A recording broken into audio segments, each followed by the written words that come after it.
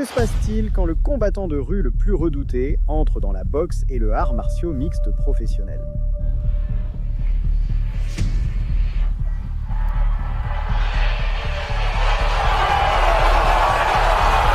Kimbo Slice n'était pas qu'un nom, c'était un avertissement. Un géant barbu à la présence terrifiante qui dominait les combats de rue avec une brutalité pure et sans filtre.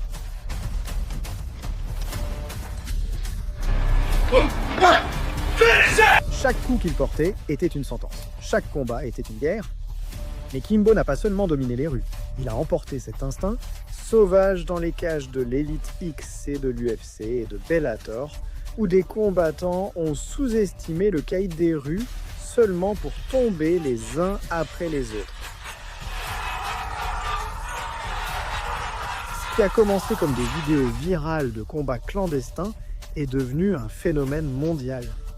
Voici l'histoire du combattant de rue le plus redouté de tous les temps, la légende de Kimbo Slice.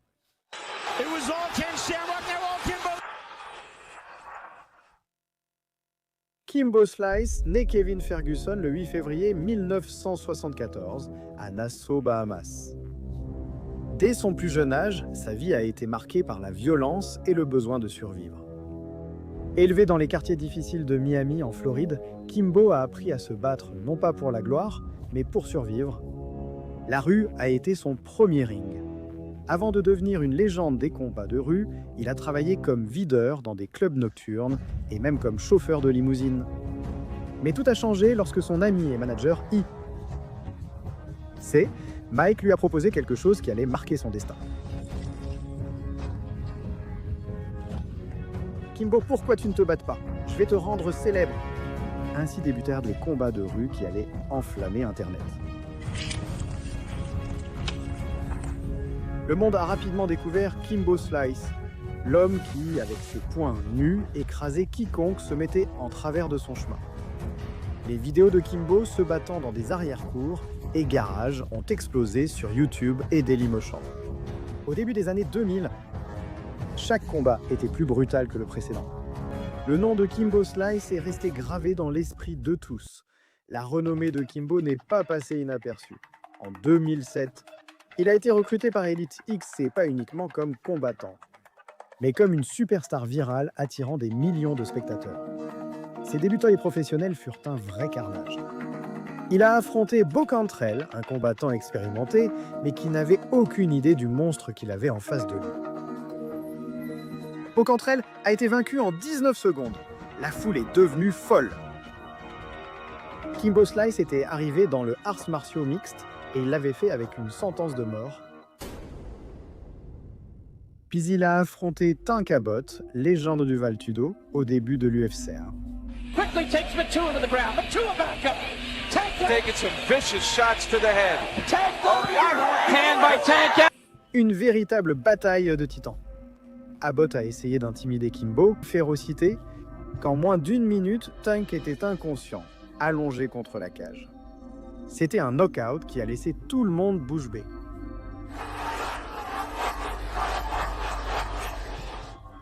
Après ses victoires sur Bo Cantrell et Tank Abbott, Kimbo Slice est devenu le visage de l'Elite XC le 31 mai 2008, lors de l'événement Elite X Prime Time. Kimbo a affronté son adversaire le plus coriace à ce jour, James le Colosse Thompson. Thompson's expérience en arts martiaux mixtes était connu pour sa taille imposante et son agressivité extrême.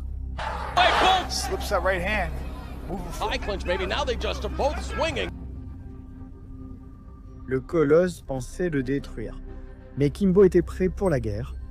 Dès la première seconde, James Thompson a cherché à mettre la pression sur Kimbo avec des projections et des coups depuis le clinch. L'oreille de Thompson, déjà fragilisée par des années de dommages, a commencé à enfler de façon grotesque. Après avoir reçu plusieurs coups de Kimbo, le sang jaillissait. Le visage de Thompson était un désastre. L'oreille de Thompson a explosé. Magnifique. Littéralement, l'oreille a explosé, aspergeant la cage de rouge.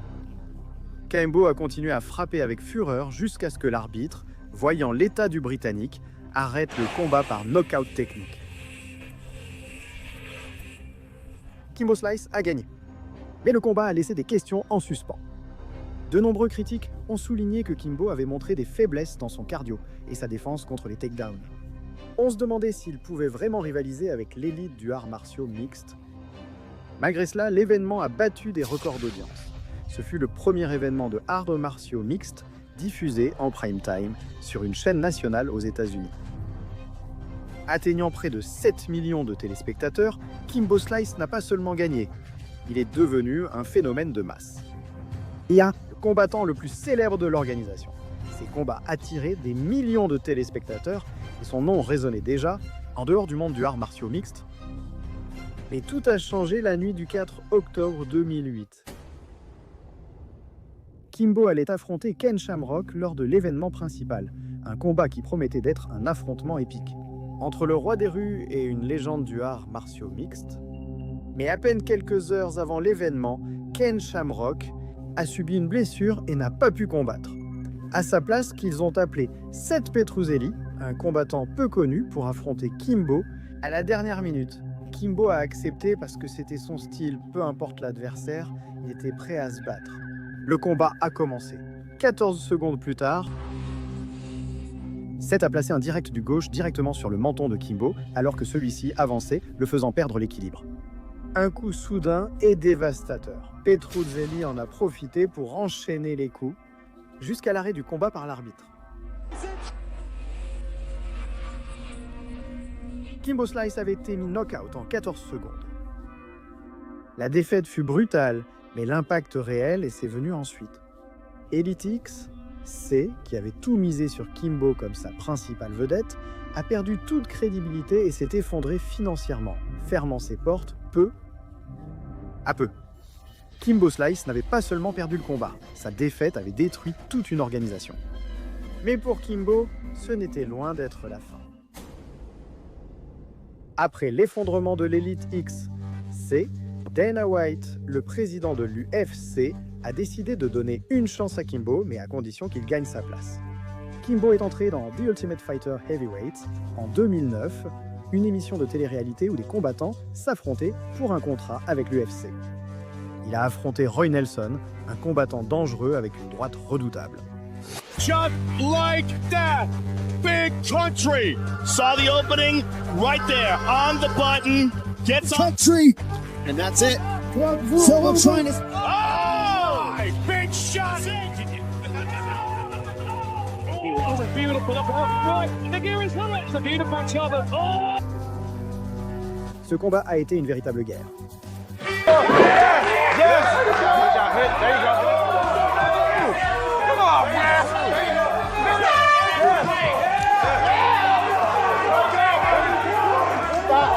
Fight's done.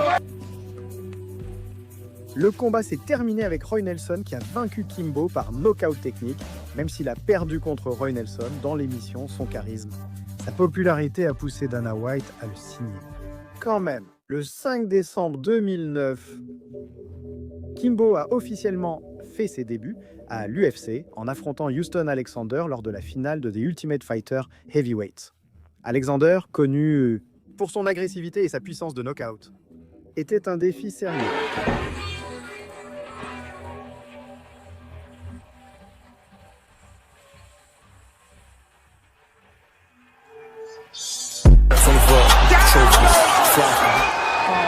And see how he turns around right here. His toe is back right there, so that's what. Mais Kimbo était prêt. Le combat était étrange avec Alexander qui bougeait constamment pour éviter les coups de Kimbo. Got to be careful there that he doesn't run it. There it is again. That was a good anything. That was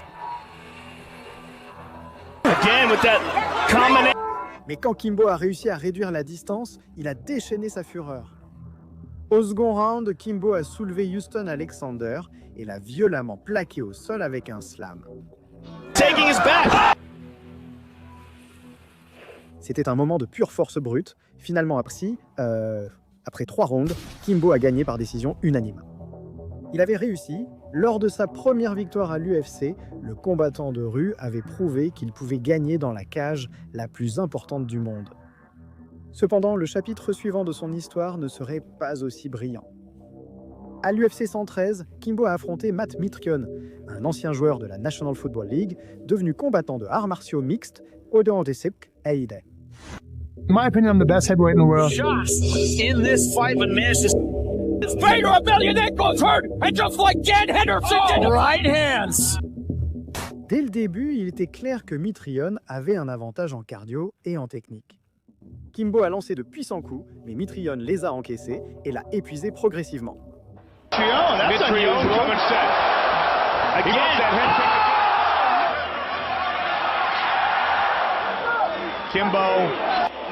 Au deuxième round, Mitrione a mis Kimbo au sol et a enchaîné une série de coups jusqu'à ce que l'arbitre arrête le combat. Stand up with a 250-pound guy on him. Push on that hip. Trying to finish here. Shown. C'était une défaite douloureuse. Après ce combat, Dana White a annoncé que Kimbo serait libéré de l'UFC. Le rêve était terminé, mais la légende était loin de mourir. Après son départ de l'UFC, beaucoup pensaient que Kimbo Slice disparaîtrait de la scène, que son heure était passée. Mais Kimbo n'était pas le genre d'homme à simplement abandonner. Si le arts martiaux mixte lui avait fermé ses portes, il était déterminé à trouver un autre ring où il pourrait libérer sa fureur. C'est ainsi qu'en 2011, Kimbo Slice a débuté en boxe professionnelle. Il manquait de technique, mais possédait un talent inné. Une force brutale, nous laissant des knockouts impressionnants.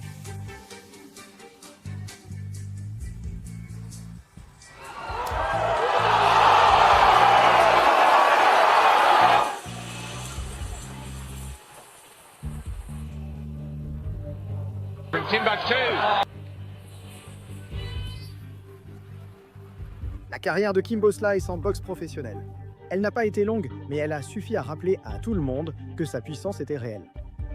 Peu importe, qu'il soit dans une ruelle, une cage ou un ring, Kimbo Slice était une force de la nature, un destructeur, un prédateur, une machine à knockout. Après son départ de l'UFC, Kimbo Slice s'est éloigné du sport pendant plusieurs années, jusqu'à ce que Bellator les a ramenés en 2015. Et cette fois, il allait régler des comptes en suspens. Le 19 juin 2015, finalement, le combat que tout le monde voulait voir a eu lieu. Kimbo Slice contre Ken Shamrock.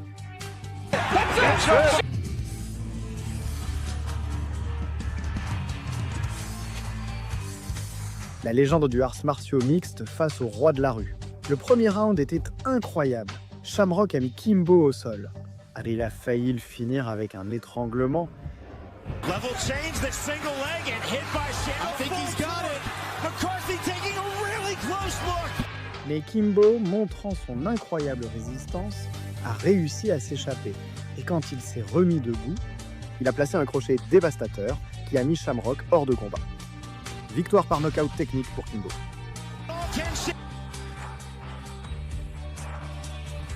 La foule a explosé. Kimbo était de retour. Le dernier grand combat de Kimbo a sans aucun doute été l'un des plus chaotiques et controversés de sa carrière. Le 19 février 2016, Kimbo a affronté Dada, 5000 au Bellator. Mais ce combat n'était pas seulement un affrontement physique, c'était personnel. Dada 5000, dont le vrai nom est Dafur, Harris était un ancien ami et collaborateur de Kimbo pendant ses jours de combat de rue. Avec le temps, la relation entre eux est devenue amère. Dada a commencé à se faire un nom lui-même dans le monde des combats clandestins et bientôt ce qui était autrefois une amitié s'est transformé en une féroce rivalité publique. Le combat était présenté comme un duel décisif entre deux légendes des combats de rue. Lorsque le combat a commencé, l'attente était énorme. Ensuite, une guerre brutale et chaotique a éclaté.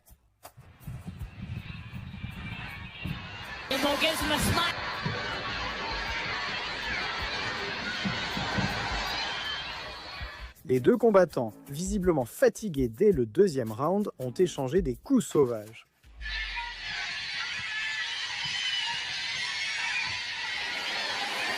Le cardio des deux a vite lâché, mais Kimbo, avec son instinct de prédateur, a enchaîné des coups qui ont fait tomber Dada au sol. Au troisième round,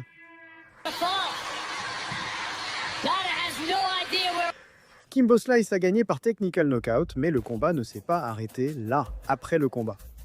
Dada 500 a subi un arrêt cardiaque et a été transporté d'urgence à l'hôpital. Sa vie a été en danger à cause d'une insuffisance rénale sévère provoquée par l'effort physique extrême.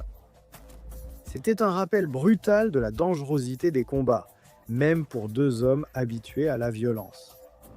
Le combat a été fortement critiqué en raison de la mauvaise performance physique des deux combattants, mais Kimbo avait gagné. Cependant, ce serait sa dernière victoire. Quelques mois après son combat contre Dada 500, le 6 juin 2016, Kimbo Slice est décédé subitement à l'âge de 42 ans, en raison d'une insuffisance cardiaque congestive. Le monde du arts martiaux mixte a été sous le choc. L'homme qui était passé des rues de Miami aux plus grandes cages du monde était parti trop tôt. Les réseaux sociaux ont explosé d'hommages et de messages de condoléances. Kimbo Slice n'était pas seulement un combattant de rue, c'était un phénomène culturel. Un homme qui a brisé les barrières, inspiré beaucoup par sa férocité et prouvé que la volonté de se battre suffit, avec les poings ou le cœur. Il passait des trottoirs de Miami au sommet du monde. Kimbo Slice, il était plus qu'un combattant, il était un symbole de lutte, un guerrier qui n'a jamais cessé d'avancer, peu importe combien de fois il tombait. Depuis les combats clandestins qui ont enflammé Internet jusqu'aux cages professionnelles de l'élite XC ou UFC, chez Bellator, Kimbo a marqué durablement. Sa puissance était brutale, sa présence terrifiante, son histoire inoubliable. Et même s'il n'est plus là physiquement, son héritage perdure chaque fois que quelqu'un se souvient de cet homme barbu au poing d'acier et à l'esprit indomptable.